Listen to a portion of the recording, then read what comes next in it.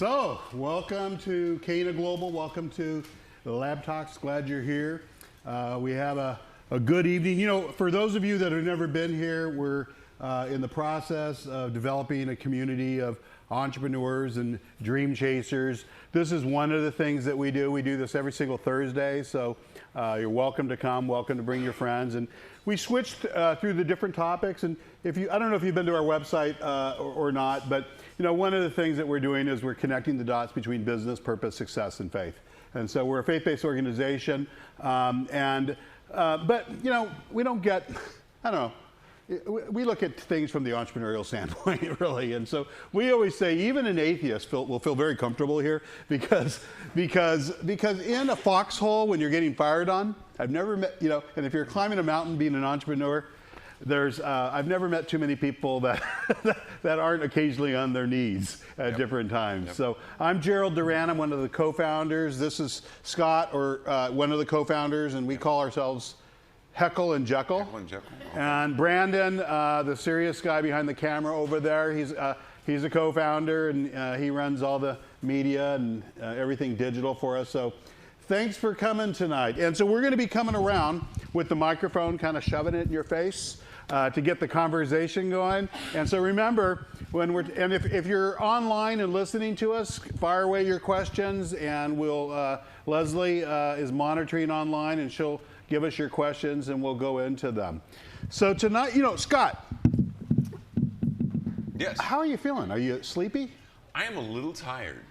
Guess what we were doing at 3 a.m.? Listen, somebody was so excited about this place that they came early. He's on the screen. You see him?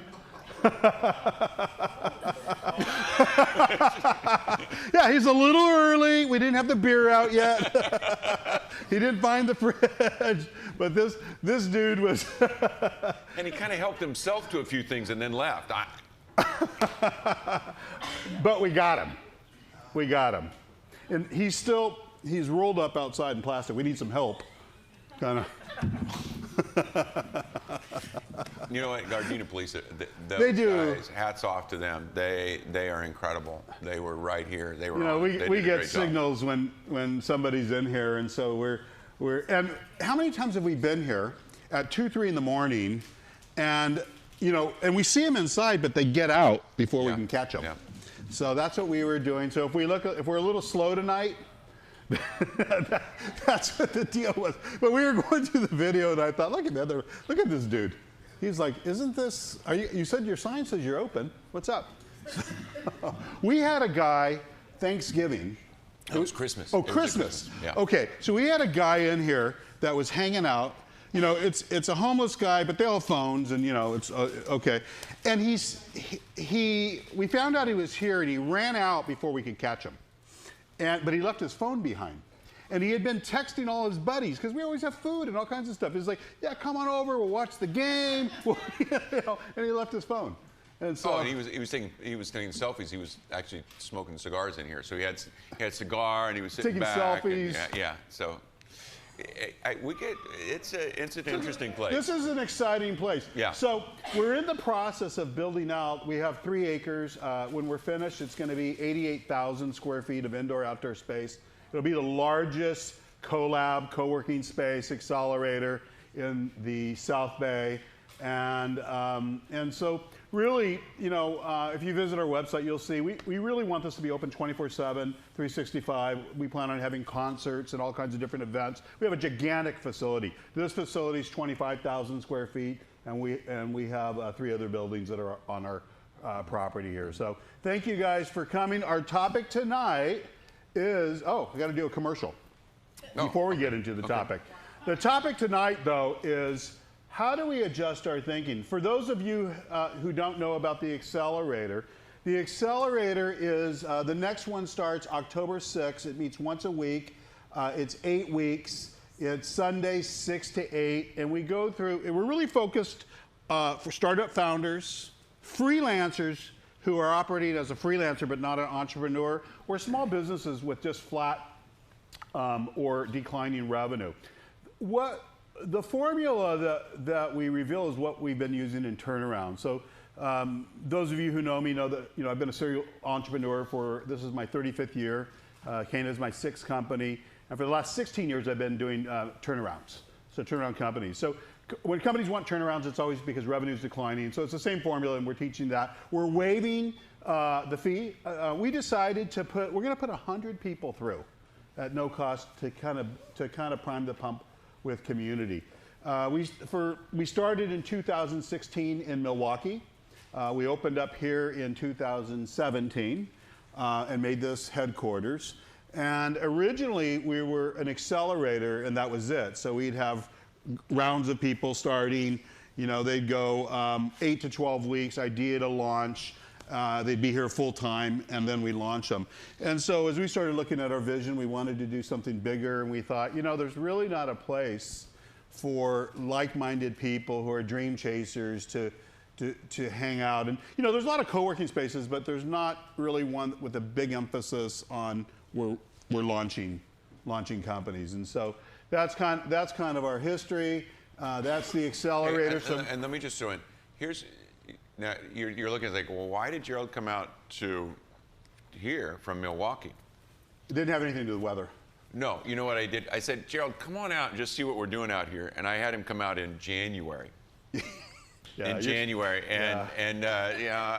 I'm no fool. It's like I had him come out in January wearing shorts and T-shirts, and I think he had a parka or something when he came off the plane. So needless to say, that's now we're. And we were in Dana Point before we moved, but that was a long time ago. So just to get back here, I said, Scott, I'll sweep floors. I don't care. Yeah. Let me come back to California. So. Anyway, here we are. So, changing your TDR. So those of you who've been around for a while, what's TDR? It's right up there. Think, do, results. In the turnaround practice and in the accelerator and really everything we do, if we just look at, really this applies even outside of business, okay? Everybody has a way of thinking, good or bad. Everybody has a way of doing, good or bad, and everybody has results, good or bad. So your present thinking produces your doing, your present doing controls your results. That's just how it is. So what you do is you sit and you look at your results. If you're not happy with them, then you got to go change your thinking. If you just change your doing, it's always temporary. So in most turnarounds, the CEOs built a very successful company, but the thing that got them there will never keep them there. The landscape's always changing, so there's always shifts of technology, shifts of buyer journey, and usually what happens is they've been very comfortable. Usually the CEO's very wealthy, and they become the Sears instead of the Amazon. Okay, but this is this is an interesting dynamic because while people agree with you on this, very few people change their thinking. So I want to present, and then we can talk about it, what's the problem with having bad thinking? I call it stinking thinking. Because you think about this, I tell CEOs this all the time. A lot of times in a turnaround, in the first meeting, you meet with all the top brass of the company, and usually, and we know why we're there. No one calls you because everything's good. They call you, they've tried to fix it themselves and they can't. That's usually the first thing that happens. And usually we have to hear a brag fest for like an hour about how great they are. But one of the first things we do is audit. And we're like, guys, your very best thinking produced this P&L. What are you talking about? It's horrible. And so one of the things that we look at, and this is, if you're a continuous learner, you have to do this all the time. I mean, I'm always changing my TDR. If I didn't change my TDR, I'd be back in 1970s, right? So it's a continual thing that we have to do. But just think about this. Your very best thinking has produced your present results. So you like your results or you don't like your results. When I look at a lot of things like personal income or things, you like it or you don't. If you like it, keep doing the same thing. Don't change anything. If you don't like it, you have to be willing to change your thinking. What do we say, Scott? People that defend their thinking. They're always defend. You get to defend, you get to keep. You get to keep. You get to keep it. So you were going to say something, so I'm going to. Oh. Anything you defend, you get to keep. So when people are defending, we never try to talk about it, but we say, oh, okay, it's fine. Then keep it. Then keep it. And that's a very interesting thing, because when you think about that, it's like, and we do. We want to get defensive. And one of the things that I want to bring up, it's like, part of what we're talking about, this think, do, results, it involves a lot of humility, because you got to reach a point where you go, wow, this ain't working for me. And, right. And we want to defend these things. It's like, and I love this quote. It's this guy, he said, it's amazing to me how hard people will work to maintain a life they hate. Yeah. And we all do that. We all will end up. Yeah. It's like I'm going to defend this, and then and you finally have to reach the point where you hit the wall enough times to go, wow, I got to make a change. This is just not going to work for me.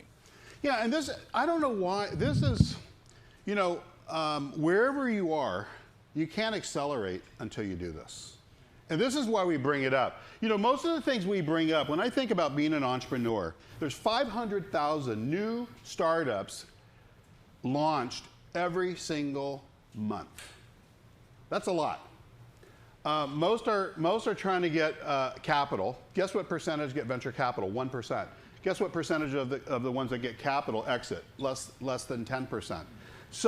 So this is, you're getting ready, whether you bootstrap or you get funded, you're getting ready to climb Mount Everest. That's what it is. Regardless of the stage, regardless if you're launching something new or you have something that's not working and you're trying to get it back and you're trying to grow it or accelerate it. You're climbing Mount Everest. And I always feel like, as a mentor, I'm at the bottom, I'm a Sherpa, I'm at the bottom of the mountain going, guys, everybody's dying on this thing. 90% of small businesses are in some stage of failure. Everybody's dying on this thing. You gotta be prepared. You can't go in with that bad thinking, because you're gonna fail. If no one was failing, we wouldn't care. We wouldn't even bring it up. But it's such a big deal right now. And when, we always reverse engineer everything. So when we were picking topic, we were like this has to be something that we just showcase. And I know in the accelerator, people that don't accelerate in the accelerator, this is their problem. This is their problem, because they have stinking thinking. So I want to go around. First, who will admit that right now they've got stinking thinking, and look at that, oh boy. Oh, this must be because last week we were giving away C notes. Okay, so how did you come to admit that? Because I realized what I was doing wasn't working for me. Yeah. And no matter how I tried to fix it and solve it, it just still wasn't working. So I realized once I had that aha moment, and I think it was the last Thursday class, that's when it made me say, oh, you really got stinking thinking. You got to change it in order to progress. Does anybody play golf? Am I the only golfer in this room? I try to golf once a year. Here's the thing. Try to keep it Here's up, the thing. If you're a hacker, if you can't, if you're a hacker out there, your scorecard reveals everything, right? So you got to go get the pro, and you got to change your thinking and learn a better game. Your scorecard reveals everything. So in business, what's your scorecard? Revenue. Your what? 0-0. No, your scorecard. Yeah, your scorecard is your financials, right? That's at the end of the day. That's telling. No matter what you say, your financials. Your financials tell the whole story. In your personal life, when it comes to career and that kind of thing, what's your scorecard? It's your paycheck. Now, a lot of people say, I've heard this, and I've heard leaders say this all the time. Well, it's not all about money here, and and it's like, well, yeah, tell that to your people, because this person that you're paying $300,000, I think you value that person a lot more than this person you're paying $14 an hour, because the person making $14 an hour wishes they were making so your scorecard. This is the big thing. Have you noticed I got the big 95% up there? Okay, the reason I have it up there is because last week we talked about levels of diligence, and we're not going to go through the definition of that, But we break society down into 4 different groups. There's the 5%ers, which we call the early adopters, and if you want a copy of that deck or that definition, see me after, get my card and I'll shoot it to you. But these are people that are successful in everything that they do, and when something stops working, they go find a new path, a new method, and a new mentor. And they just immediately adjust. When something stops working, they just adjust. And what's interesting with these people, they happen to be like the 1%ers in society. So these people realize that the landscape's always changing.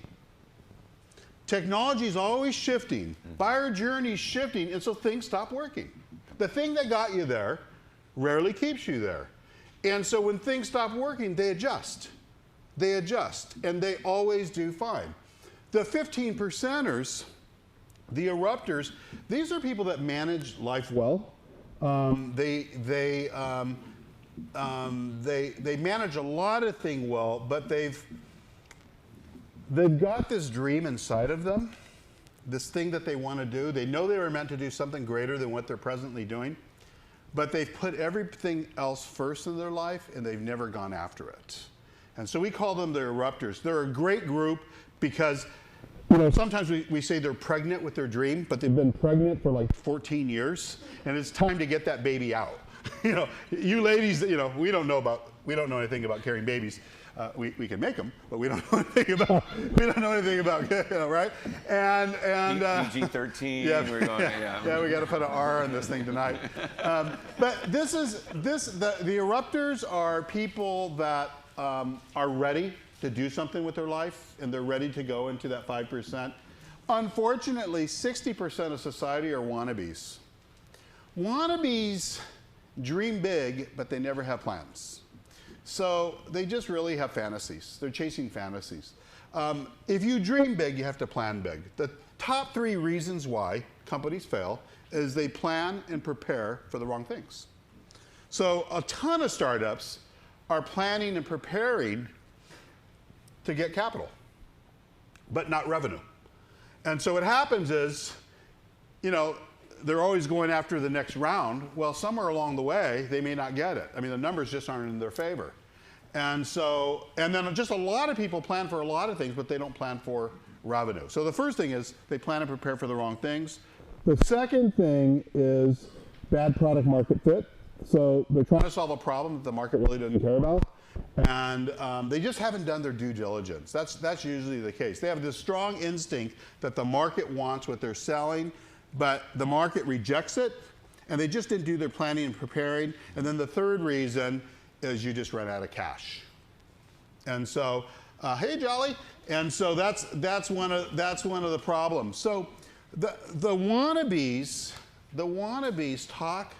It's like, what do you say, Scott? You say it's, they're all hat. All hat and no cattle. All hat, no cattle. Mm-hmm. A cloud with no rain. I love that. A cloud with no rain. And then the 20%, the Walking Dead, that's the guy that was coming in our building last night. And they're just, so that's why we put the 95%, because it's so big of a population. So Jason, I'm coming your way. Tell me what's the hardest thing about reprogramming the way that you think. What's the biggest challenge you've had? I think for me, the biggest challenge is trying to get kind of meta with myself and realize that what felt natural to me wasn't who I was, but was a way of thinking, and challenging that, kind of separating it from who I was to just recognizing it as a way of thinking has been a real challenge. Like, because there were assumptions that I made about myself and about the world that I'm challenging now, and I keep bouncing. It's not a one-time thing. It's continuous. Right. Where I'm in that place, and I'm getting really. I'm on the verge of excitement, but I've been getting comfortable with being uncomfortable in that, because it's really uncomfortable to continually go, wait a minute, well, that's old thinking, or let's challenge that thinking as I walk through the process. So that's kind of been the biggest challenge, is staying in that place and trying to be honest with myself. That's good. Jason's in the first round of the accelerator, and one of the first processes and stages that we go through with everybody is we say, okay, this is your life. Here you are right there. Here's all the facts of your life. You know, here's your income. Here's what all these different things about your personal life. Here's your big dream over here of what you want to do in 5 years. And let's look at your life, and let's look at your work, and let's look at how these things are integrated. But right over here where you're at, you're living, there's all these barriers. I call them invisible fences that you've allowed to be erected in your life. It could be lack of money, it could be lack of talent, it could be lack of, it's usually lack. It's usually not abundance. And one of the things that we're doing in this, in the first stage of the accelerator is we're asking people to go out 5 years and say, if we could change everything about your life, if we could wave a magic wand over your life, what would your life look like? How would it be different from today? And so what we're doing is we're stretching the perception muscle, because most people dream about 1 inch from their circumstances. And see, entrepreneurs, we know that there's all kinds of barriers where we are. So we take the time to figure out where we want to be. If we can't see it, what? You can't. Now I'm drawing a blank. Okay, what you see is what you get. Yeah, I mean, and it literally is that, because that's what if you can't see it, you can't have it. So what we do is we go and say, okay, we want you to figure out what, if you were to paint a portrait of your life in 5 years, what would it look like down to the detail? What's the time, energy, focus, and money that's going to be necessary to have that? And it's not just general. We don't let anybody get away with general, right? We want specific. What we're doing is we're creating a life plan. There's some logic why we're doing this, okay? And what happens is then we want to know, based on what this picture looks like, we want to know year 5, what's your income? What does your income, your personal income, not your revenue, what does your personal income have to be year 5? Now, we're looking at people's retirement. We're not exempt. They're doing it themselves, so we don't need to know all the details. Mm-hmm. But year 4, what does it look like? Year 3, what does it look like? Year 2, what does it look like? What do you have to do in your first year? This is a really hard thing for people to do, because people feel like, if I don't know how I'd ever get there, it's not possible. Let me throw in too, I don't know that we don't really do a good job. I'm talking about it's like an education system. We don't do a good job in an education system really teaching this to even think that far out. I mean, there are a few of them. There's the 5%ers that do that, but for the most of the rest of us, it's like I didn't learn that. I'm still trying to grab a hold of that. It's a hard thing when you're planning, but you have to do the same thing when you're building pro formas, and we're tilting your financials, and we're looking, okay, what is it going to look like for 5 years? And you don't even know how you're going to get to 1 year and how you're going to do it. But part of the equation is, in entrepreneurial thinking, we don't have to know how we're going to get there to dream it. So we're talking about dreaming bigger. This is a shift of thinking. The word I always hear is, well, I'm just trying to be realistic. Ooh, that's like dropping the F-bomb with me. I hate that word. Because realistic to me, what does that mean? You want to limit your future to your past limited experiences? That makes no sense at all, right? You'd never get any better. So I'm coming to you, Jolly. What's the painful part of doing this with your company and your personal life, with that exercise of really stretching? And you're an author, you're a coach, but even you. Yes. And you're a YouTuber. And you're a YouTuber? I watched last week. Yeah, you watched your podcast? Watched Yes, me? I did. Okay, Yeah. great. You joined my fan club. But anyway, the obstacles are usually a problem. And I have to reevaluate where I'm at and where I need to go. So I have to really look into my situation, be honest about it. Even my failures, I have to face them and come to the conclusion, okay, you made a mistake here, let's make a correction here and move forward. So usually that, that reality kind of kicks in. It's a hard thing. But I still have to pay forward and still be positive. This is a hard. So this is a shift of thinking. David, what do you think about this idea of? I told you we're coming to you. You're sitting in first class over here. So, what do you think about this? Changing your thinking, changing your doing, changing result. Well, for me, it's. I'm 49 now, and I grew up in an era where you were educated a certain way, you were taught a certain way. Like my mother and father worked 30 plus years, retired. And had all the things that came along with that. And of course, I went on that same track. Mm-hmm. However, mine didn't turn out as smooth as theirs. And I think overall in life, it boils down to exposure and education, and then you identifying the things that are important to you in life.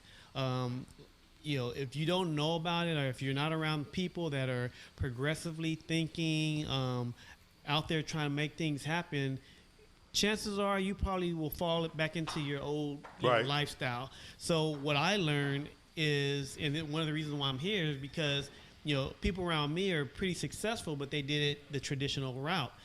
I was at a certain point, but then I had some bumps and bruises with the traditional way of working and making a living. So now all the dreams and aspirations I've had as an entrepreneur is something I really want to grasp and try to embrace, because I see the way the economy is. So I think it's really about exposure, about researching, identifying your failures, and saying, hey, okay, it didn't work out this way. I need to be around people who are thinking like me, where I can actually learn and help them learn some of the things that I experience, and then and then try to work together to get to that 5-year plan and your goal. So I like that. That's good. I like That's that good. too. David brought up several points that I've been noticing. So Jason and Jolly both brought up the idea of you and I, we've got to be honest with ourselves, and honest with the fact that okay, what we're doing is not working. And I really like that. And David, one of the things, there were several things I think good points you brought up, but one of them really stood out to me is who do you surround yourself with? And that's one of the things. There is a sacrifice that's going to come with your think, do results. It's like your current thinking, you've got surrounded by this group of people that you have. And I don't want to criticize the people that you and I are around, but to understand that there will be a price to pay to go to a different level of thinking. And the price at some point may be some of the people that you're currently around, you won't be around anymore. Not to criticize them, not to belittle them in any way. But you have to understand, is for you to move to this level, there's going to be a new set of people you're going to have to surround yourself with. You're right, that thinking, I've got to be around people that think on a level that's other than what I've got right now. And in order to do that, that means to maybe even saying goodbye to some people that again, I want to be really careful, because I'm not trying to belittle anybody, but it's if they don't. Well, see, I'm more pastoral. I guess I'm more pastoral, but and the point is if they want to stay there, now they may want to come with you. That's awesome. But if they want to stay there, it's that's all right. But I got to move forward, because you have to, or you're going to stay in that same thinking, which is going to cause think, do results. You're going to stay in the same amount of the same thinking. You're going to do the same things, and you get the same results. And then you're all going to sit around the water cooler and complain. I was going to use another word, but I won't do that. With everybody, it's and we got to reach a point where it's we're going to be honest with ourselves. No, I want something new. That's good. And when we usually get together on Wednesdays and we kind of whiteboard through the subject, and one of the things that we were talking about is, there's players and there's spectators, and only players score goals. So spectators, there's a lot of spectators that don't like the idea of you thinking big. They just don't like it. Players love it. And this is why, when we think about, when we were designing this, we said, we want dream chasers, we want change makers, we want entrepreneurs. That's who we like hanging around with.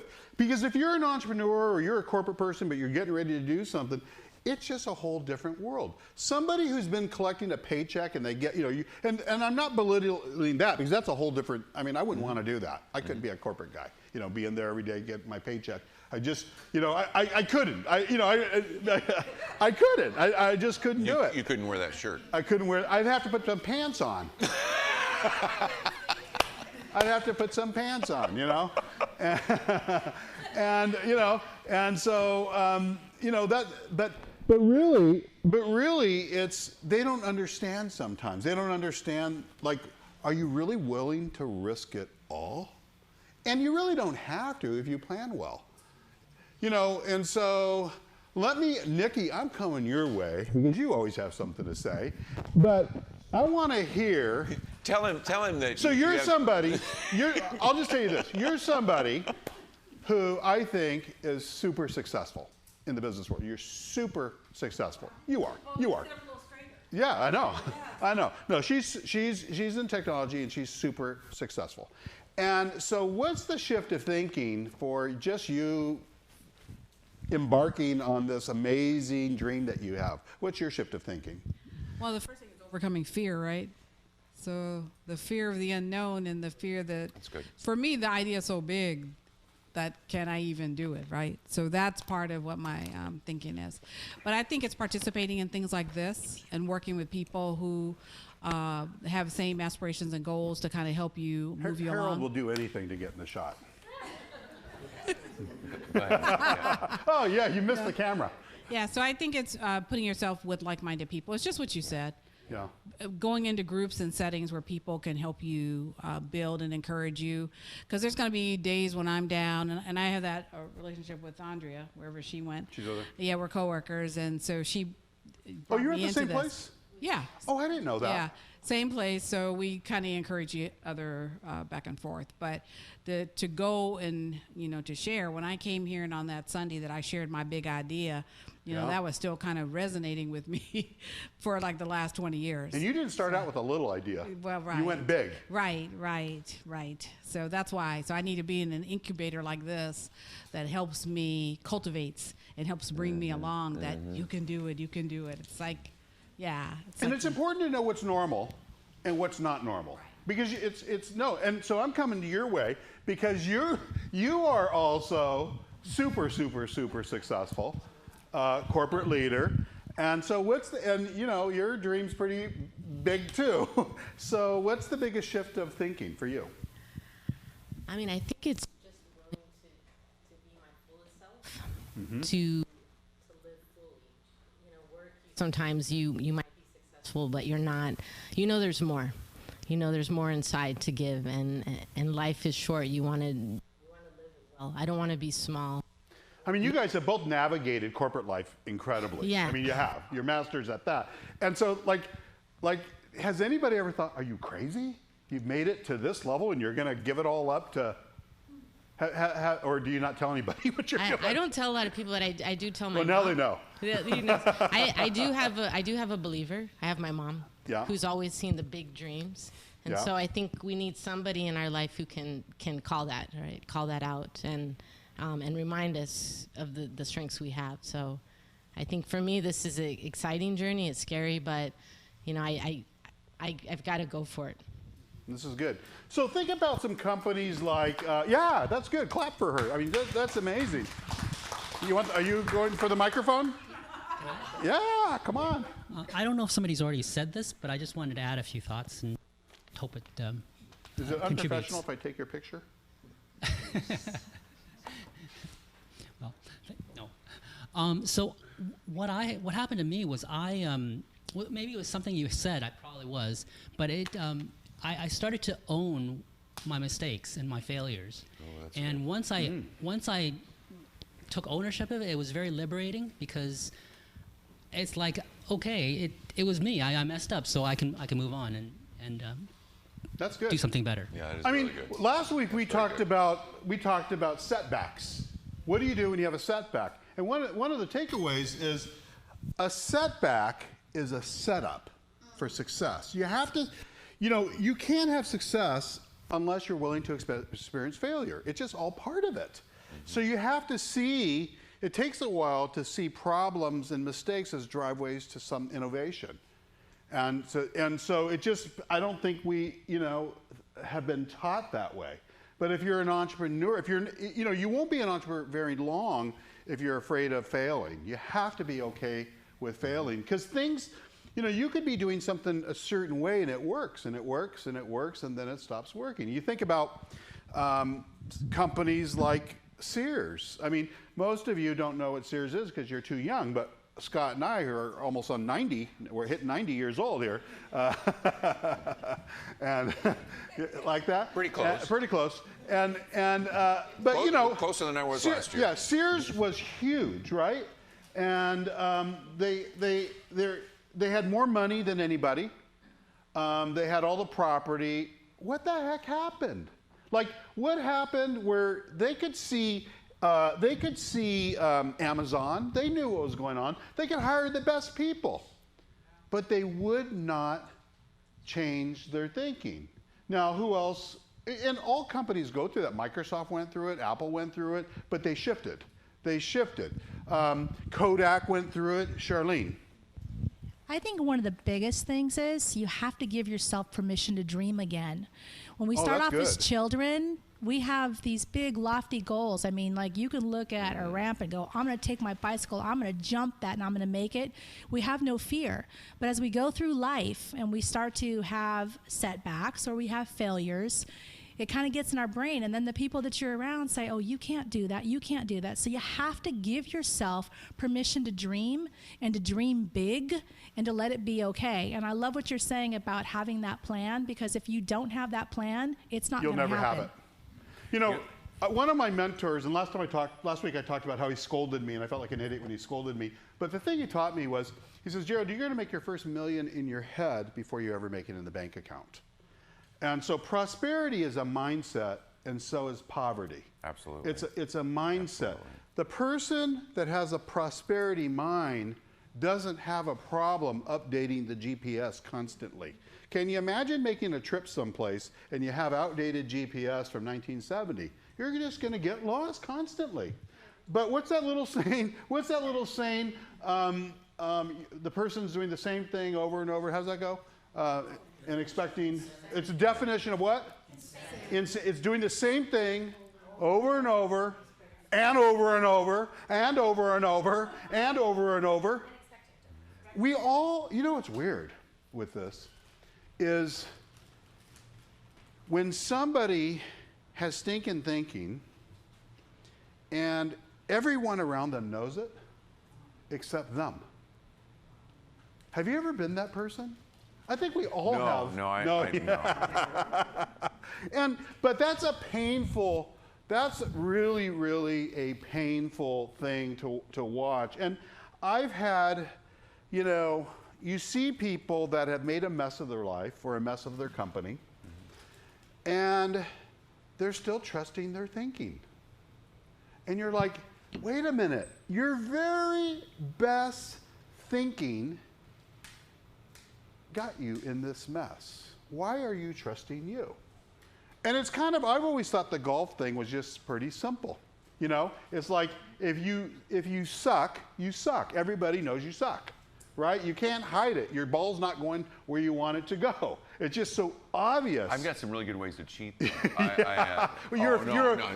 Scott's a faith golfer. He calls what is not as though it were. I do the gimmies if it's anywhere close to the green. It's like, oh, I was in. Anyway, so this is really about being a continuous learner. That's what it is. I think those of you that have navigated corporate life, you've had to figure this out to be successful doing this, and you figured out what works and what doesn't work. It's just a whole different thing, though, on the entrepreneur side of things, because you have this idea. And you might be a seasoned company with a new idea or just starting out. I mean, you could be in the pre-launch stage where you're planning everything. You could be in the post-launch stage where you're trying to validate and really see is the market taking your MVP the way you're presenting it. Or you could be, maybe that's worked out and established, and now you're accelerating and scaling. And they're just totally different stages. And the same thinking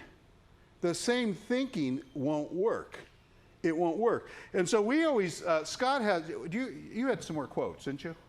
Well, let me, because I was thinking about this, I love to sum things up, you know, this is kind of what I do. So it's interesting, I've heard a couple of different things tonight. It's like there are those of us that we kind of hit the wall, or we hit the difficulty, and we realize, man, I got to change the way I think. There's others of us that I'm hearing, the two ladies, it's like, it's not that you're not really hitting a wall necessarily, you're just going, there's got to be more. There's got to, and I think for a lot of people, either way, there's this understanding. It's like, okay, where I am right now is not where I want to be, and you recognize that you got to change your thinking. And then, so now I'm going to tie in what Charlene said, which here I am, I'm the Bible guy, so I'm going to bring in the Bible. But there's an amazing scripture where it talks about. I hope it's not the one behind you. No, I got another one. Oh. I got another one. So. And it's one that I really hung on to, and I hung on to it for me personally because well, let me tell you the quote. There's a place where God just does this amazing work, and it says that your young men will see visions, and your old men will dream dreams, and I really wanted to be the young guy, but I'm recognizing that I've kind of made the shift over to the old guys. Like, dang, where did that happen? Where did that happen? But the point is that when you said that, Charlene, it just triggered in me. You know what I think we're doing with one another here is really giving ourselves permission. If you're young, you can see visions, and when you were young, you did have visions. I mean, you're going to take over the world. It's like you can go into a kindergarten. Who's going to be president? Half a dozen hands or more. They're all going to be. Who's going to do this? Who's going to do that? They're going to be. They're going to raise their hands. And as they get older, we I don't know that we mean to. But we just start squelching dreams. And so your young men will see visions. So you see visions when you're young, whatever it is, maybe 18 to 20. You see vision. But then as you age and you go through problems and trials and difficulties, and those visions and those dreams get pulled away. But I do believe that there's always that point. It's like, I like God, so I'm just going to throw him in there. So it's like he never reaches a point where it's like, well, that was it. You had your chance. You're done. Just hang on. He always gives us that promise, which is, even if you feel old, I'm going to give you so much, whatever it is, that you're going to dream dreams again. You're going to dream dreams. And so if you've got that and you're reaching that point, it's like it's because there's something that's stirring in you. And I love what I'm hearing tonight. It's like for all of you, I think you're reaching the same point. And I'm the same way.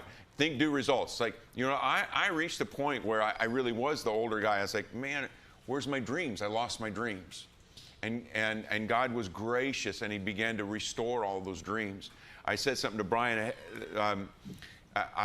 If you go over there and stand in the lab, go over and stand in that part. And one day, it was all designed, and the guys the person who designs it is incredible. She's beautiful. She happened to be my wife, but yeah, she designed. And the people that put it together, the guys are just incredible at what they do. But I stood in that and I go, dreams can still become a reality. Dreams. So go stand in that room for a little bit and just, if nothing else, just remind yourself, dreams can still become a reality. And that is so good, because that's what this whole exercise is about. This is about, we call it getting activated. This is a word that we use. And you're right. When we were kids, anything and everything was possible. You could be president. Nothing was impossible. And then every year you get a little older, it's mostly friends and family and then circumstances that start to tell you what you can't do. And that's just a bunch of bull crap. It really is. And you're right, there's no part of your life that God doesn't have purpose for. There is no part. And so one of the things, and I was looking at, I read a chapter of Proverbs every single day, plus a lot more. But I love Proverbs because, and I always see these, I wrote down a few of them because they crack me up when I see these things. And they remind me. Anybody that says that there's not humor in the Bible, it's Oh, like you really, you know what's funny? There's a lot of. In Proverbs, about every other chapter, there's a scripture about having a complaining wife and how bad it is if you have. I mean, it's funny. There's all these little funny sayings about that. And I go, wow, look at this. You notice they don't say anything about men. I'm women. moving I know, over here. the lightning's about to strike. But this one cracks me up. There is a way that appears to be right, but in the end, it leads to death. This sucker is so true. Because sometimes we've been that person, but we all know somebody that they think they're right, you know they're making the wrong decision, but they can't see it. And they're repeating, it's rinse, repeat with this insanity thing. Doing the same thing over and over. They cannot see it. It's almost like the results are irrelevant. But the results are really important. You know, the results should tell you, bing, bing, bing, bing, something's wrong, something's wrong. You know, so this is one, so I got a couple of them I want to go through. This one cracks me up because I think about in the turnaround business, I mean, you see this so often, so often. I love this one. This one cracked me up. Whoever remains stiff-necked. What's a stiff-necked person? Stubborn. If you're stubborn, you don't have humility. What do you have, Scott? Pride. Pride and ego. This is the culprit. It's always pride and ego. Whoever remains stiff-necked after many rebukes. When I was going through this with Scott today, I was like, oh, please, Lord, never let me hit that place where, like, you know, you've already hit me in the head 20 times with the 2x4, but I'm still not listening, where we'll suddenly be destroyed without remedy. And that's what happens to certain people when they have really crazy thinking. They think they can keep on getting away with this, like they take crazy risk, or they're doing these things that just don't work. You see CEOs making these kinds of decisions, and they just don't work, but yet they just keep on doing it again. And then one day, they just cross that line, and there's no coming back. I mean, there actually is, but, you know, they tank the company. And I don't know, probably most of you guys have been through this. You say, why do I keep going around to this same problem? Well, because of bad thinking, and I'm going to keep going around to this problem until I can figure out what it is I need to know in order to change and to move forward.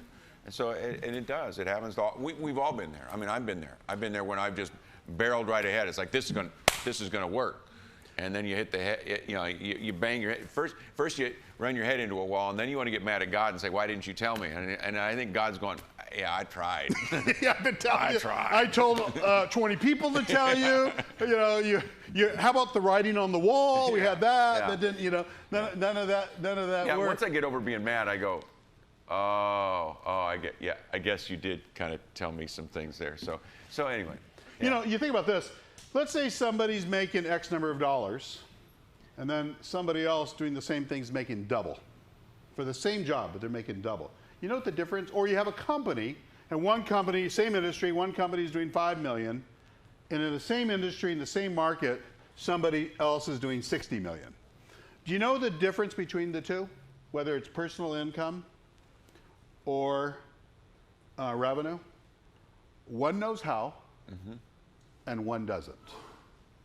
If the one that's making the smaller number knew how, they'd be making more.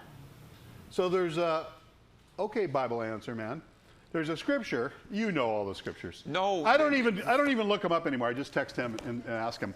But there's a scripture that says, "The people perish for lack of bing bing knowledge." Hosea 4:6. Boom. Like I didn't even get to answer. I actually did know it that one. So it was a setup to make me look smart. You know, beat the genius and the whisperer, but it's lack of knowledge. That's the thing that separates us. When you're trying, if you're trying to blink, what's the difference between a hacker in golf and a scratch player? Lack of knowledge. One knows how, one doesn't. If the one that, you know, the one that it's the hacker knew how. So the big question is, are we willing to learn how? So if this is what you want, you know, this is so interesting when we do this, because usually people like will put, you know, we do real practical stuff. So, you know, income, retirement, liquidity, you know, probably where you live. They're just, you know, it's just everything. Relationships, fitness. I'm like you know, my 5-year, I'm a much skinnier guy. And I can already see it. And, you know, I am. You know, why are you giving me that look? Because I'm just thinking there's those really cool mirrors now. I hope we're using the special lenses tonight. But, you know, the thing is that this is learning how to stretch this person. It takes a change of thinking. And there's so much pride around this. And you can't, if you have pride and ego, you can't be a continuous learner. And you're going to be in fear. There's another one. I have like 6 of these. I went nuts with them. I was writing them down this week, and I was just cracking up when I'm reading them because they're so true. I guess that's why they call them Proverbs.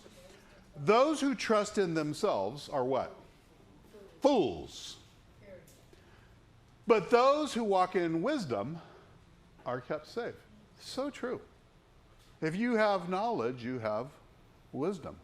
And you probably have understanding. Here's another one. I use this one all the time. I use this one all the time out there in the work world. You know, a dog, this is what I tell sales teams all the time. A dog always returns to its vomit. That's why you just went backwards in your number. You're a dog right now. But a dog returns to its vomit, so fools repeat their folly. Do you see a person wise in their own eyes? There is more hope for a fool than for... I mean, these are like right to the point on this. Let's see if I have another one here. Oh, this is good. Because this one is about planning. Yep. Those who work their land will have abundant food, but those who chase fantasies will have their fill of poverty. So you know what this one means? Can you put lottery in there instead of fantasies? Chase what? I mean, lottery. Oh, yeah. Yeah, absolutely. Because people do, it's like, what's your plan? What's your plan? I'm telling you, the lottery is going big, and I'm going big too. It's like, that's not a plan. But people do it all the time. There are people that's a retirement plan. Yeah. There's a friend of mine, David Chadwick. He's a tech guy, technology guy out in North Carolina. And we were out traveling together, and we stopped to get a soft drink. He had like a 7-Eleven or something. And there was a whole, like the lottery had got really big. And the line was all outside the store. And we were cracking up because we had to wait listening to these people people were praying, they were doing all kinds of, this was the retirement plan. How, I'm going to hit it. I'm going to hit it big. And it's like a lotto thing, and you're so right. But you know what, when I see this, and we talked about this, I said, Scott loves farming. So you like that. I said, okay, Scott, so let's say I'm your neighbor and I buy the farm or the ranch. What is it, a farm when you're growing vegetables? Is that a farm? Yeah. Okay. What's the difference between a ranch? Horses? If it's a ranch or a farm? If it's a city slicker, it's a ranch. Okay. No, I'm teasing. And if it's overalls, you're a farmer? Yeah, is that what it is? Who knows? It used to be the ranch was much bigger and it really had to do with cattle. And livestock. And it was pasture, and then if you were a farm, you actually grazed crops. But so picture I buy the farm next to the ranch. He's got the big prosperous ranch, and we're getting together, and I'm telling him, oh boy, you should see what I have. I've got 1,000 acres. Oh, we're going to grow all these different things up there, and it's planting time, and I'm just sitting on my porch drinking lemonade. And Scott comes around and he says, hey, aren't you going to go, you're not plowing your fields, you're not doing any of this. Oh, and I'm just, see, this is the person that doesn't do the planning. All hat, no cattle. All hat, no, a rain cloud, a cloud with no rain. That's a big insult. I read that. It's in one of these, and I used it a few times. You can insult people. They don't even know you're insulting them. You say, hey, you know what? You're a cloud with no rain. You guys oh, well, thank you. Thank you. Thank you. I hope I haven't used that in here. But let me just, for those of you that are in the accelerator right now. I can't tell you how helpful you are right now. This is so good. If, and we're not going to do it, but if we said, let me check your homework right now, and you haven't done it, let me see your plan. Let me see this. This thing that we're supposed to be doing, I know you got the numbers, but let me see what's behind it. And you don't have it. It's fantasy. Because you're doing the thing that people do to fail. That's what you're doing. And so this one, you gotta, planning, you can dream big, but if you don't plan big, and that's what the 5%ers do. They have gigantic ability to plan or to dream, but the planning always matches it. And that's why they get things done. Well, and go along with it, it's like they understand that in each the step that you take, you got to change the way you think. Every step of the way, you've got to change the way you think. It gets you different. Did you see this one? What is it? This is so I don't get in trouble tonight. I showed Scott that whoever rebukes a person, I'm the rebuker, right? I've been rebuking, will in the end gain favor rather than the one who has. But this is really true. This is the tough love thing that I always talk about. If you don't tell somebody, if you see this thing repeating itself and you never say anything, you're just going to have people fail. And so you have to be willing to. Now, I always say tough love is you have to really love people. I love people. Every person I know, I love. In this room, everyone that I know, I love. And if you don't have love, you're just a jerk. But you have to be tough, and you have to be, there's times when you should motivate, but there's also times when a flattering tongue is just going to do nothing. What you're doing is you're just giving them an excuse to keep on doing the same thing. And you know that they're going to fail. They're climbing Everest, and they're going, how am I doing? And you're saying, oh yeah, you're doing fine. Just keep on going. And it's like, wait a minute, that guy's going to die. Are you kidding me? And if you tank, I mean, this is your life. This is your career. You don't want to mess it up. So now we're coming back to you guys. What's the solution? How do you change your thinking? And you got to change, if you only change your doing, and I've tried that. When my results weren't working, I've gone to change my doing. It's always temporary. You have to change your thinking. When I started, last week I talked about when I started fasting. And if you can see, I'm not a natural faster. It took me a while to get the, I did it a couple of times. The first time was easy. And then why'd you laugh? And somebody get her out of here. And, the first time was really easy, but then it just was so hard. And I realized, oh my gosh, I'm doing, but I haven't changed my thinking. And so I spent a lot of time reading and understanding, even envisioning what being successful at fasting and what that would look like and how I'd feel. And at 3 o'clock when I'm going, steak for my fast, and it's like conquering that. And so you have to change your thinking. So let's go around. Perry, what is the solution when whatever part of your thinking, and I can just tell you, for me, I'm in a constant mode every week of changing my thinking. Scott said one day, we were doing a podcast on this, we were doing it on one of the chapters in His Plan, My Plan, the His Plan, My Plan book, on permission. That's the chapter.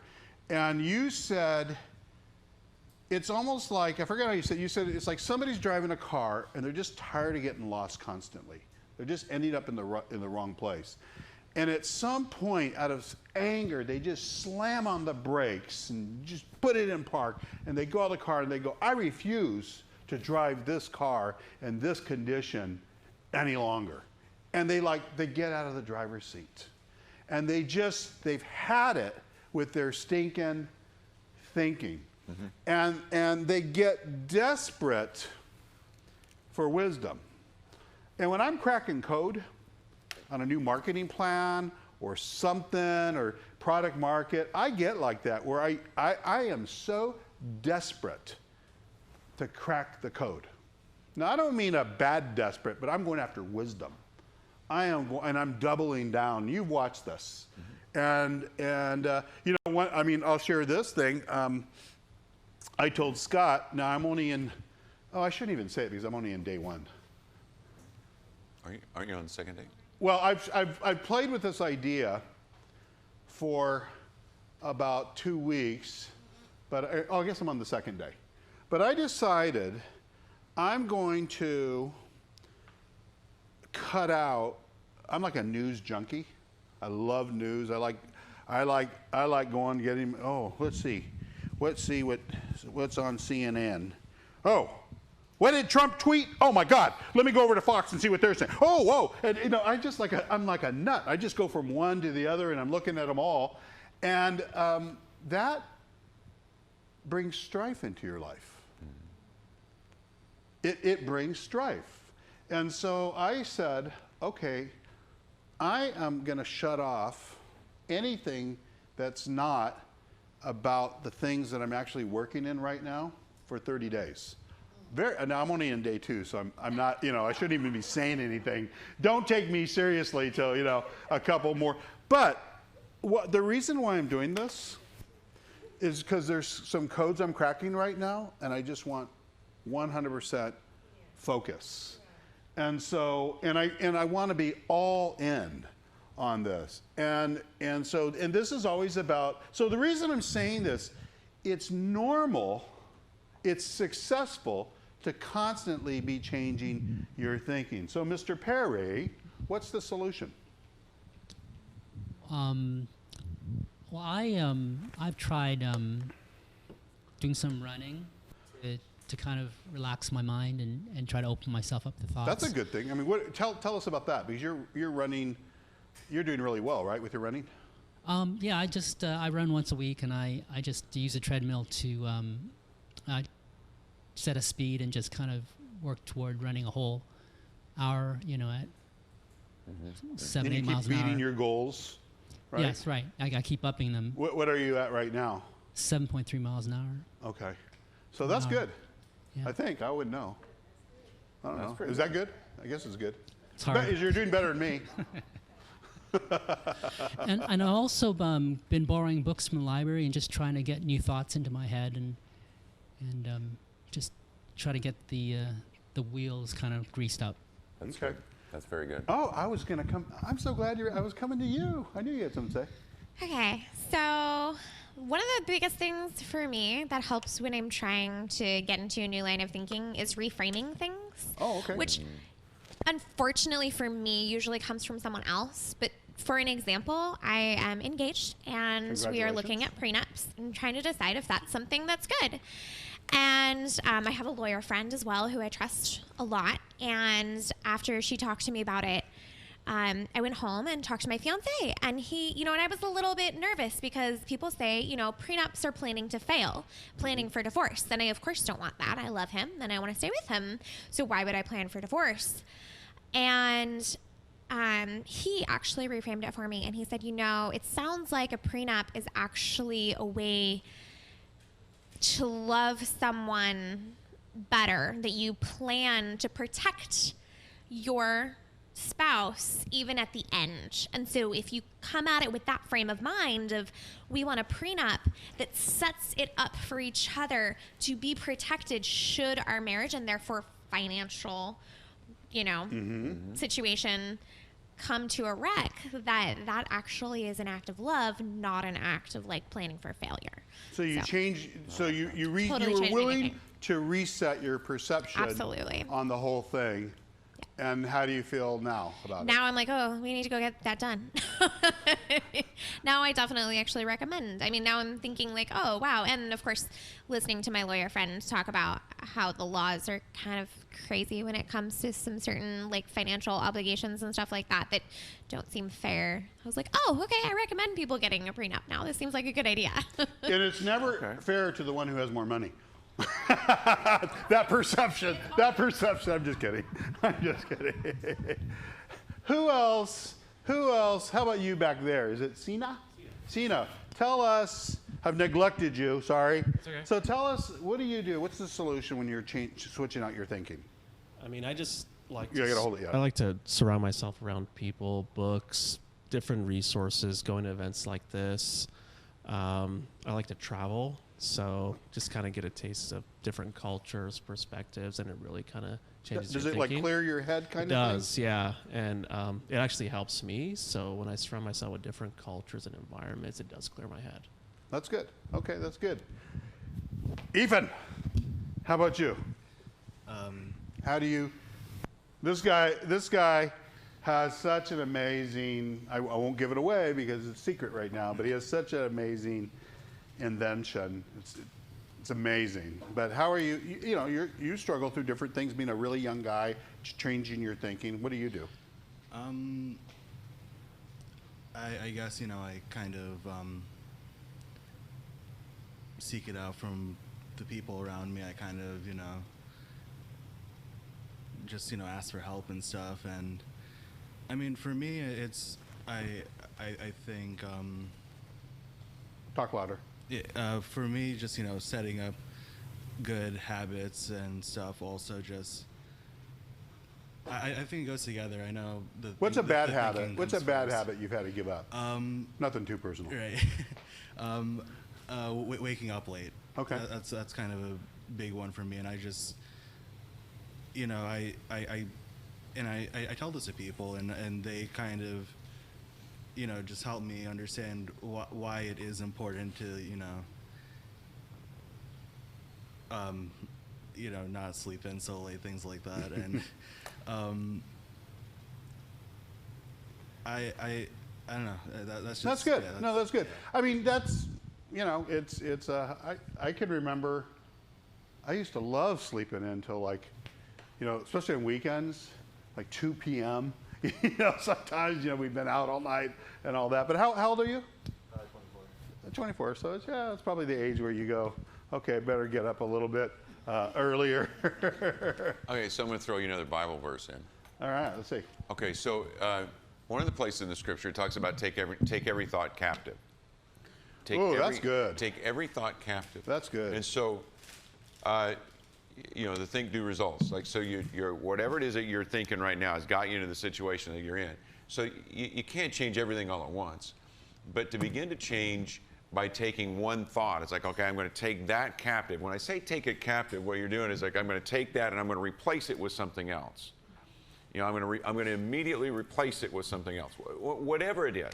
You just say, you know what, doesn't matter what happens, I'm going to fail every time. All right, you're going to take that thought and you're going to capture it, and then you're going to rephrase that and put it into something else. Now, for me, I use the Scripture, but you find something that's going to replace that. And don't do this, oh, but you're a wonderful person. No, you're going to find something that's tangible, that this is who you are. This is the real you. Does it make sense to you? This is the real you, not I'm a failure. This is the real me is I don't give up. Okay, whatever it is, you turn everything for good. So you want to do that, and so I'm going to look at that. It's like I think you really need to begin to do that. It's like you begin to take those thoughts captive because those thoughts have gotten you into the situation that you're in right now. Totally. And so now what happens is your brain has got your brain waves. I mean, I don't understand all of it, but I do know this. Like it's gonna move towards whatever thought is predominant in your mind. It's going to move towards that, and it's going to move towards that, and not only that, it's going to find everything that's going to reinforce whatever it is that you're thinking. It's going to go out there and it's going to find. And it's going to set you up for failure. It's like, well, I'm always a failure. So your brain is going to go, okay, well, I got to go find things to prove exactly what Scott said. Scott said he's a failure, so we got to go find some things to make sure that we reinforce that. So you have to rephrase that and retrain your mind to think toward whatever it is that you want and wherever it is that you're going. That's what we talk. What you see is what you get. You got to begin to see those things for the reality. It's like, and you see it in here before it ever happens out here. This is huge. What you're saying is huge. Yeah, and so you've got to do that, and it will be difficult, and you're going to do it 53 times the first day, or whatever it is. Or whatever it is, however many times you have to do it, you're going to do it, and it's going to seem like, oh, I'm never going to overcome it. And you're going to keep going, and you're going to find that the next day it was only 51 times that you had to capture that thought, or whatever it is, and you just keep moving. Whatever it is, keep moving. Keep moving towards your goal. Don't let go of it. You're going to be like a bulldog. You're going to latch on, and you're never going to let go of that until you begin to do that. Because once you train your mind to take that thought captive and get rid of it, the next thing that you're going to move to is going to become far easier. Does that make sense to you? But right now you're training your mind to do something that it's unnatural. It's unnatural for you to think anything other than the thought you've thought for however many years you've thought it. It's unnatural until it becomes natural. They do that with athletes all the time. Athletes, they make them do the same move. When I coached basketball, you're trying to teach, most kids are right-handed, teach them to two left-handed layups. It's the most difficult thing in the world. I would actually take the gym floor and I would mark it out. I would get the tape out. It's like, this foot goes here, this foot goes here, and this foot goes here. And they were hilarious because they couldn't do it. But you would do it over and over and over again until what happens? It becomes natural. Damien, and by the way, did you like the hamburgers and hot dogs? This dude comes early and prepares. Kind of going to what Pastor Scott was saying, I'm still struggling with this on a daily basis. Yeah. But the days that I don't start off my morning and she hears me, abundance, money, success, love, wisdom, and joy are manifested into my life right now. Prosperity is my normal state of being, and I'm living it right now. I like that. You're speaking it. If I don't say that 3 times a day in the morning, if I don't begin my day like that, the rest of my day's a wreck. Yeah. And when I find myself doing it over and over and over and over and over and over, yep. Different opportunities start popping up. Weird things start happening that when I don't do it, nothing happens. Yeah. It's really, this is science. And you know what you're talking about? You're talking about capturing your thought. You've seen me draw this out. What happens is you're navigating this entrepreneurial path, and a doubt thought comes into your head that's contrary to your success. That's what we're talking about. Exactly. So it's like, hey, what are you doing? You don't have the money. You don't have the skill. It's just a thought that's contrary to your success. If you entertain that thought, if you consider that thought, if you don't kick out that thought converts immediately to fear. And fear, for me, is I create an imagery or a video in my head. I'm the producer, I'm the director. Yeah. It's an Academy Award performance of my downfall. See? I create a horror flick, just a thought that comes in, and like in 20 seconds, you could just conjure it up. I bet you someplace in there when you were struggling through this whole thing, you just have thoughts that are contrary. I mean, that's a really tough way to go through, but you went through it successfully. If you allow fear, and this is something that we talk about all the time, you cannot be successful in being in fear. You will not be successful. It's like taking a gun and just pointing it to your head. Now, I'm not talking about like fear of a pit bull coming. I'm talking about this fear that you're just going to fail and it paralyzes you. Well, what happens is you create this horrible, and a lot of people say this is an acronym for false evidence appearing real because most of it never happens. Well, what happens is it progresses to worry. And now worry is rewatching that image of your failure over and over and over. And if you allow that rolls over into discouragement. And in this word discouragement is this word courage, and you lose it right there. Yeah.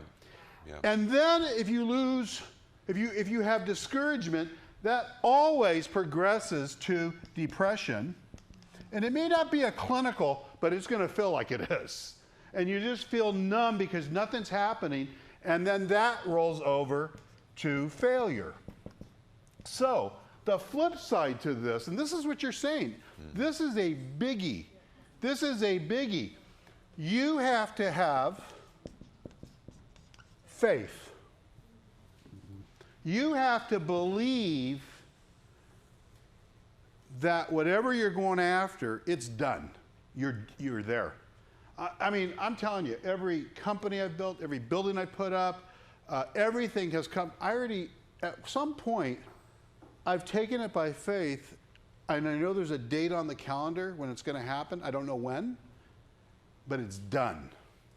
And I don't let any thought come into my head. Now, you have to have a way to get faith. We'll quickly talk about that at the end. But when you have faith, when you really believe, there's no question that this is going to happen, even if you don't know how you're ever going to do it. I don't care if you have faith in this iPhone. I don't care what. Have faith in something, but you better have some faith. If you have faith, then you have expectation. When you have expectation, you expect to win. Yeah. You expect to succeed. It doesn't matter what's hitting you. It doesn't matter the circumstances. When you have expectation, watch this, guys, you have peace. Zero stress. You can go through all kinds of crap and have zero stress. I mean, I'll tell you, some of the most horrible experiences that I've gone through as an entrepreneur for 35 years, most of it, I would say 95% of it, I've had perfect peace. When you have peace, you get your desire back. Now you get up every morning, even though nothing's changed, your circumstances still suck, but you have your desire back. And when you have your desire back, you have perseverance. When I can't spell something, I go like this. I wasn't sure about that perseverance. And when you have, just being honest, I'm being transparent. No, he really does do that. He's like, I know when you can't spell something. I can't spell anymore. You know, you don't have to spell. It just corrects it for you. The whiteboard doesn't do it. Somebody make a whiteboard that corrects it for you. And when you have perseverance, you know, this idea that you need perseverance means it's not going to be easy. You need patience and perseverance. That's a clue. It's not going to be easy. And when you have perseverance, you have success. Yeah. So what happens is, I mean, when I have a thought, and it's never on a mountaintop, it's always in a valley, I have to be prepared for that thought coming in. If I'm not prepared for that thought coming in, I'm screwed. So I'm ready for it. I'm ready for the fight. And when that thought comes in, I say, hey, that ain't my thought. I don't know whose thought that is. Mm-hmm. And I'm a man of faith too, so that's not a God thought. Yep. So I bet you that thought's coming from the other side. You know, you got the good guy and the bad guy, it's coming from the other guy. Okay? This is a big, big thing. Hey, let me tell you something else too, by the way. I'll make sure you guys hear this. He likes you. Who? God. Oh. He likes you. Like, so anybody, hey, you guys make sure. I should have specified. Okay, I specified a little bit. I just want to make sure you guys hear that. Because I think that he's like, well, but if I've done all these, cut it out. He likes you. He does. I checked with him this morning. I check with him every morning, but it's like he does. So just get over that, okay? So it is 8:03. Yep. So we got to wrap up. Okay. But I would just throw this out there. If your willpower for this change of thinking is not working, and if it does work, then just keep doing the same thing. If your willpower is not working with this, then what I would tell you, guess why I read a chapter of Proverbs every single day, and not just that. I have it. This thing, I know this is my age, I should be on digital, but it is, you know why it's like this? It's kind of old-fashioned. We have... you know it's like this? I can't stand religion. I really can't. But I want success. Yeah. And for me, there's 6,000 plus promise in here for me. And I'll just say something. So I go with word power. There's two scriptures, since we threw some out, that if you sat with me this week, I pulled these out because they're just in my head. This one is Deuteronomy 8:18. And it says that, remember God, because it's God who gives you the ability to create wealth. Most of us, if we're entrepreneurs, we're creating wealth. That's what we're doing. I mean, we're not creating lack of wealth, that's for sure. Okay. So if you already have the ability, or if what you're doing is working, then stick with that. But I'll tell you this, I'm not too proud to go after this one. When I'm doing a turnaround and what we're doing is not working, my clients will tell me, they know I'm a faith guy, and they'll go, I hope you're praying because we're losing so much money right now. But I'm telling you, God gives me wisdom. And he gives me wisdom. He gives me ideas. Yep. It just, now, we're done tonight. We're not going to get into it. But I threw it out there because I understand the struggle with this. This is such a hard thing to do, is totally change your thinking. And we always ask a question. If you're stuck and you can't seem to get unstuck, and, or we'll say it a different way, what do you call a guy who's stuck, God's offering help, but he's too proud to take it?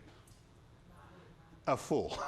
That's what we call it. It's usually, I mean, you know, it is.